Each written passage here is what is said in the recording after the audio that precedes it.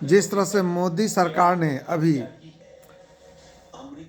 कबाड़ बेच करके 1163 करोड़ रुपया जमा किए हैं, उस अभियान की शुरुआत मैं आज से लगभग 12 साल पहले से मैं सभी मंत्रालयों को लिख रहा हूं और लगभग 3000 आरटीआई हमने किया था।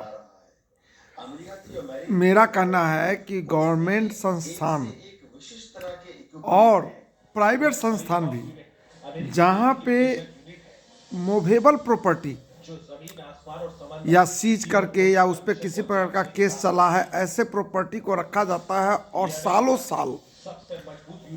उसको, जैसे मैं एक एग्जांपल देता हूं, थाना में अगर कोई ट्रक सीज होता है, उस पर केस चल रहा होता है, वो 30-30 साल तक थाना में पड़ा रहता है। आधा ट्रक जो है मिट्टी के नीचे दब जाता है और पूरा बॉडी जंग लग जाता है, घास फूस जम जाता है। मेरा कहना था कि ऐसे सारे प्रॉपर्टी जो थाना में हो, एक्साइज डिपार्टमेंट में हो, रेलवे का हो, कोई पीएसयू में हो, जैसे एनटीपीसी, ओएनजीसी, एनएचपीसी के कहीं भी किसी भी यार्ड में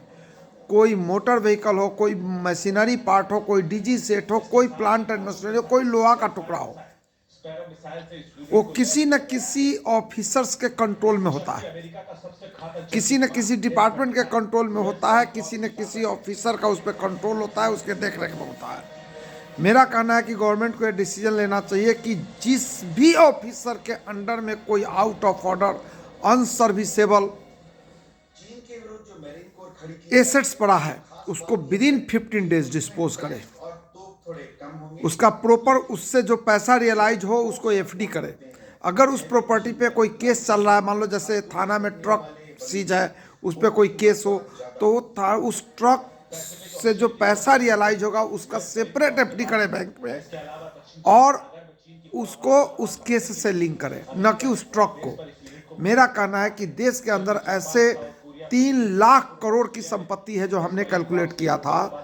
जो कि आइडल पड़ा हुआ है, जंग खा रहा है, मिट्टी में घुसते जा रहा है। मेरा मानना है कि अगर गवर्नमेंट अगर एक गाइडलाइन निकाले कि जिस भी ऑफिसर के अंडर में ऐसे एसेट्स पड़े हैं, उसको अगर 15 दिन के अंदर में डिस्पोज नहीं करेंगे तो उनके प्रमोशन पे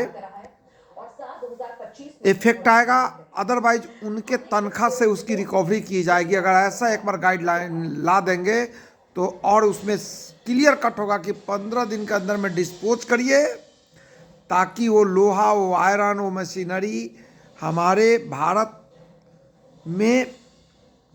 भारत का रिसोर्सेज है, वो हमारी भारत की संपत्ति है, वो फिर रीयूज हो सके, ये रिसाइकल के थ्रू या छोटा मोटा रिपेयर के थ्रू। मैं कह रहा हूँ भारत सरकार से कि भारत सरकार ऐसा कदम उठाएगी तो 1163 करोड़ क्या चीज़ है, 3 लाख करोड़ की संपत्ति रियलाइज होगी पूरे देश के अंदर। भारत सरकार, स्टेट गवर्नमेंट और निजी क्षेत्र के भी कंपनियों पर ये रूल लागू होना चाहिए। 3 लाख करोड़ की संपत्ति गल रही है, सड़ रही है, जंग लग रही है, उस पर घास फूस जम रहा है, उसको देख रेख में हमारा मैन पावर बेकार जाता है, और जहाँ पे वो संपत्ति पड़ी होती है वहाँ का वैल्यूएबल ज़मीन जो है वो भी बर्बाद हो रहा है। इसलिए इसको यथाशीघ्र इस पर डिसीजन ले और गवर्नमेंट कोई गाइडलाइन निकाले। जय हिंद।